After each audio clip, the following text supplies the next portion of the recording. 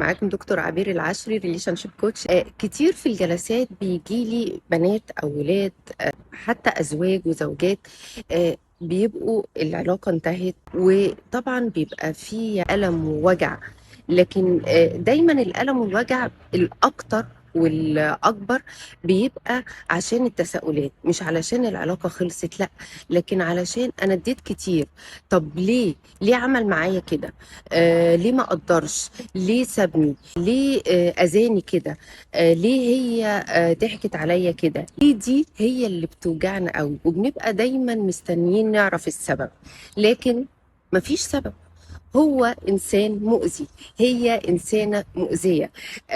هم مبقوش شايفين انه هم اذوكوا، ولكن بالعكس بيبقوا شايفين ان انتوا اللي اذيتوهم. دي حاله دفاعيه، هم بيدافعوا عن نفسهم، ان هم يشوفوا نفسهم وحشين. عشان كده لما علاقه تنتهي، وانت او انت متاكدين ان انتوا عملتوا اللي عليكم وراجعتوا نفسكم كويس، خلاص وقفوا الأسئلة دي، وقفوا الألم ده، اتعلموا الدرس بس مش أكتر. لو أنت أو أنتي اتعرضتوا لحاجة زي دي، قولوا لي إيه أهم الأسئلة اللي وجعتكم واللي خلت دماغكم دايما بتقول ليه وعشان إيه. اكتبوها لي في الكومنتات.